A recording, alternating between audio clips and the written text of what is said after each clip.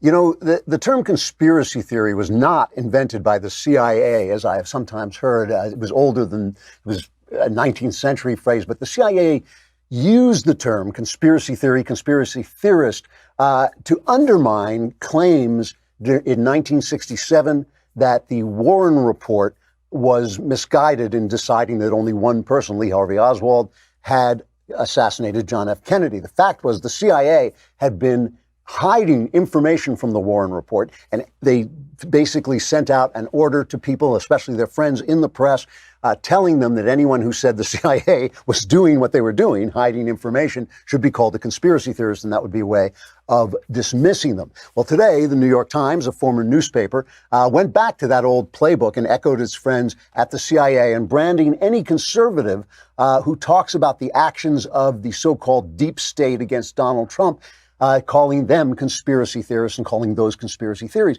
But the fact is, under the current condition of our government, conspiracies of deep state actors, largely sympathetic to the Democrat Party and largely hostile to the Republican Party and seeking to preserve their power, that's not just highly likely. It's not just highly likely that they're doing that, but it's organic to the way the government runs, and it is virtually inevitable that it'll happen. Yesterday's incredibly arrogant and sanctimonious and I thought despicable performance by former FBI Director James Comey was one more piece of evidence that the deep state is real, that it's not a conspiracy to say that they acted against President Trump for the preservation of their own power. So here's why I say a deep state conspiracy is not just a conspiracy theory. It is virtually inevitable, all right? We live in a republic, right? This is the thing the conservatives are always saying. Whenever anybody says, oh, we live in a democracy, conservatives always leap up and say, no, we live in a republic. What does it mean?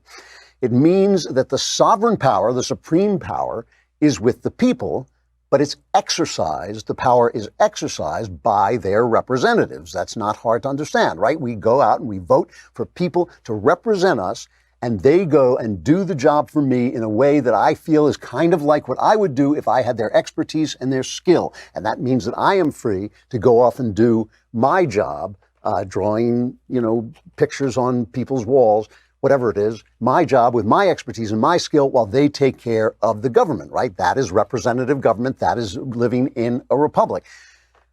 But what happens when elected guy who's there to represent me is in turn represented by thousands of unelected guys who are carrying out not his wishes, but his wishes as they interpret them, and they see how they should be, all right? So we've got one guy who is elected to represent me, and then thousands of unelected guys. That's the state of our nation, right? That is the state of our nation where the EPA can say, oh, yes, the representative passed a law, but the law means this, and we're going to interpret it this way, and the courts will back us up on our interpretation, even if it has nothing to do with the intent of Congress. At some point, those thousands of unelected guys who are working outside of the realm of that elected guy are going to say to themselves, gee, our jobs are protected by civil service rules. We're not going to get fired. We can do pretty much anything we want. And anybody who gets in our way or tries to take our jobs away is the enemy. Who becomes the enemy? Obviously, conservatives, people who want small government, people who don't trust government. Obviously, the Democrats who talk about government this, government that, who always know that the solution to every problem is government, are going to be the pals. So you're going to have a large contingent of unelected people who do not represent the people plotting and defending their position against Republicans for Democrats. And because the news media is largely composed of Democrats, you've got them backing it up. So listen, none of this is to defend any action by Donald Trump. I'm not going to defend any action by Donald Trump as I speak. Michael Flynn, the former national security advisor, is in court. I think they've just delayed his sentencing. They've just said they're going to delay his sentencing for a while. At first, the judge came in and ripped Flynn and said you could have been charged with treason because you were a non-registered representative of Turkey while you were serving as NSA. Then the judge came back and said, oh, no, I misspoke. You actually weren't, because two other guys have been charged with that. But Flynn was no longer representing Turkey when he was working for Donald Trump, so that wasn't true. So it was all kind of a mess in there. We don't know exactly what happened, but we do know the way James Comey has acted. We do know he treated Hillary Clinton one way and treated Donald Trump an entirely different way. And we do know he hates Donald Trump and leaked information after he was fired to get Donald Trump investigated by special counsel. He's testified to that because he was so bitter about being fired. This arrogant, sanctimonious crapweasel, this guy who has been making speeches about, oh, someone must speak up for the rule of law, and why, oh, why aren't Republicans standing up against Donald Trump?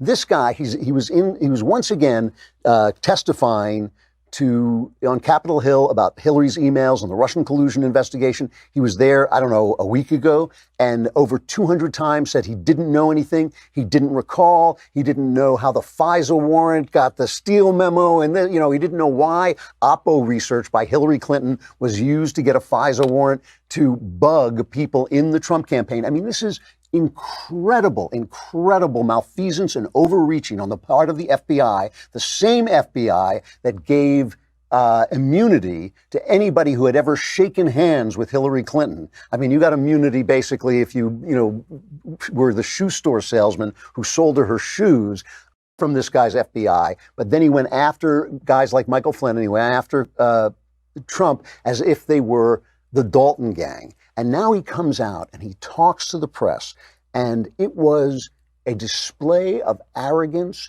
and monarchical privilege that was just appalling. It was appalling. Remember, this guy is J. Edgar Hoover. This guy was J. Edgar Hoover. He was the FBI guy. He's not supposed to be in charge of our politics at all. So let's just look at he comes out and he makes this opening statement. So another day of Hillary Clinton's emails and the Steele dossier. This while the President of the United States is lying about the FBI, attacking the FBI, and attacking the rule of law in this country. How does that make any sense at all? Republicans used to understand that the actions of a president matter, the words of a president matter, the rule of law matters, and the truth matters. Where are those Republicans today? At some point, someone has to stand up, and in the face of fear of Fox News, fear of their base, fear of mean tweets, stand up for the values of this country and not slink away into retirement, but stand up and speak the truth. I find it frustrating to be here answering questions about things that are far less important than the values that this country is built upon. Let me translate that for you. How dare they question my actions when they should be, basically going after the people I don't like? That's basically what he's saying. How dare they ask me about the Clinton email? Here we are talking about the Clinton emails again. I mean, he mishandled it. The Inspector General says he mishandled it. The Inspector General says he overstepped his authority when he went out and cleared Hillary Clinton after a very, very vague and lackadaisical investigation into the mishandling of classified material, and then went after Michael Flynn, set him up, essentially ambushed him, set him up for a process crime, and he's lecturing Republicans. He's lecturing Republicans about this because because Democrats will defend the jobs of the deep state. It's just that simple. I should mention, by the way, that Sarah Sanders tweeted out, Republicans should stand up to Comey and his tremendous corruption, from the fake Hillary Clinton investigation to lying and leaking to FISA abuse, and a list too long to name. The president did the country a service by firing him and exposing him for the shameless fraud he is.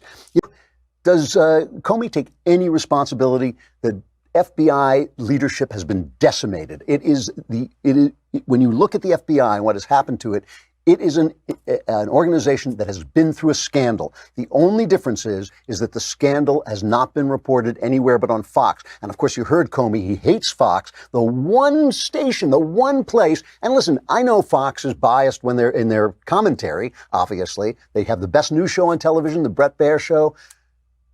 But why is it the one station that's not a supporter of the Democrat Party, that's not a corporate spokesman for a corporate government and the Democrat Party? That's the enemy of men like arrogant guys like James Comey. So they ask him about this. This is cut 4. They ask him, has he got any responsibility here?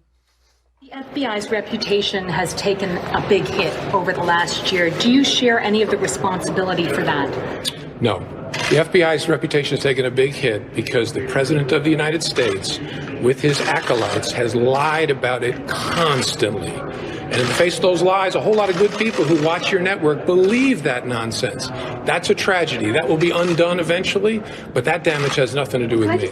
He's nothing to, no way. You know, the 302 was finally released that they've been stonewalling Congress for, this 302 about the interview with Michael Flynn. And it's written months after the event, and there was one apparently written right after the event, but they haven't released that yet. But it does show that when they walked out, they did think that this guy was not lying, and then Mueller came in and thought, I can use this and go after him, and he did. And, you know, he won. I mean, Flynn says, I was lying. But I want to play this a slightly longer, well, it's a longer cut of Comey, this sanctimony, saying basically, don't look at my corruption. Look at what I want you to look at. This is cut number 5. People who know better, including Republican members of this body, have to have the courage to stand up and speak the truth, not be cowed by mean tweets or fear of their base. There is a truth, and they're not telling it. Their silence is shameful. Of the Republicans who are remaining in the House next session, do you see any taking that mantle, coming up and defending the FBI, taking on the president? Not yet. To my view, to their everlasting shame, I hope they'll overcome that and realize someday they got to explain to their grandchildren what they did today. In recent days, the way that the Flynn investigation has been, interview has been carried out has come under a lot of criticism. In your view, should that have been handled any differently? And how do you defend it from the criticism that this interview didn't happen? Think of what's happened to the Republican Party. They're up here attacking the FBI's investigation of a guy who pled guilty to lying to the FBI. He should have been warned you shouldn't lie. He should have been told you can have a lawyer. Think of the state of affairs we've ended up in. That's nonsense. I'm very proud of the way the FBI conducted itself. Agile, flexible, thoughtful, pursued the leads where you'd want us to. Oh, and now they're criticizing me because we didn't read him his Miranda rights. You go up there to lead a guy into crime, and it does seem like they did that. It does seem to me that it wasn't, I don't think it's entrapment. I don't think that it fulfills that legal definition, but it does seem to me they meant to lead him into a crime, and they did not read him his Miranda rights. I don't know, he's going to get sentenced whenever he gets sentenced, but that doesn't mean that his sentence will stand up. It doesn't mean he can't appeal. It doesn't mean he can't appeal on process as well. But just that sanctimonious language he used, they're going to have to live with this. They're going to have to tell their grandchildren, how can they sleep at night? All this stuff. When it's him, it's all him. He did this. He brought this on himself. He brought this on the FBI. He did a bad job. He did an arrogant job. He went after a guy in the absolute certainty that Hillary Clinton was going to win, that the deep state was safe, that his job was safe, and he got screwed and exposed. And now all this verbiage, and again, this is not defending anything about Donald Trump, any actions he might have taken, but still, is this what we accept from our government? Really amazing to me. And the giveaway, 2 giveaways. I want to play them both. I want to play both of these pieces. First, Comey is questioned by a reporter on the fact that when he released information to get back at Trump as a vengeance, to get back at Trump for firing him, he released information in the hopes that were fulfilled, that the deep state would now put in place a special counsel to go after Trump, that he might have released classified information. Now listen to this exchange with a reporter and remember how they attack Trump for attacking the press. Listen to the disdain. Listen to the arrogance, the way the guy is standing on a hilltop looking down at the press and saying, "Free press, be gone." This is cut 7. My understanding is that when you shared your memos with your legal team, that there was a follow-up for a classified containment operation by the Bureau. Was there a spill of classified information when you shared those memos? Yeah, I'm not going to talk about something like that. Well, that's important to talk about, whether classified information was mishandled. Whether you think it is or not, I'm not going to talk about it one way or another. Yeah, whether you think it's important or not, I'm not going to talk about it. Buzz off, sister. Take your press card and get out of here. But the whole thing, really, the entire thing was spoken by Lindsey Graham 2.0, who pointed to the big point about all of this. The big point about all of this is, just as with the press, it is not the ferocity they bring to bear against Donald Trump. It is the puppy dog passivity they brought to Obama followed by the ferocity they bring to Donald Trump, right? It's not just one. If they treated everybody the same, they wouldn't be the dishonest, corrupt organization, enemy of the people that they are. Same thing is true of James Comey. If this was the way, if he treated everybody like a skell, the way he treated Michael Flynn, if he treated everybody like a criminal organization, the way he's treated the Trump administration, that would be one thing. But the way he treated Hillary Clinton was absurd. And Lindsey Graham puts it perfectly here.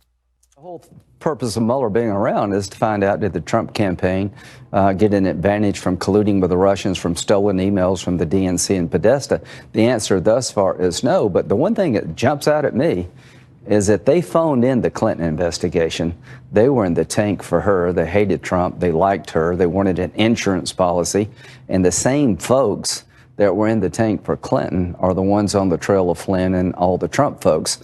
There's a certain unevenness here about how you investigate campaigns. No, you certainly might be right about that and potential, that but I'm wondering. me. You know, you're not an honest man if you only do an honest job for one side. That's not honesty. That is corruption. That is the deep state. And Comey is arrogant now because the Democrats are coming into the House. They're going to bury the investigation into what he did. They're going to do everything they can to protect him because they and the deep state are natural allies. Again, you know, we talk about conspiracies, but this is not guys in dark hats meeting in corridors, murmuring to each other, although there may have been some of that in this case. It is simply the organic nature of unelected people gathering together to protect their jobs and protect the power that they have acquired because of the system. The system needs to be changed. This is a structural problem. The regulatory state has to be held to account. Our legislators have to be forced to make legislation and stick by the legislation, and the courts have to say that the legislation means what the legislators say it means, not what the regulators say it means, because this has created a deep state. And this is, the problem that we're dealing with.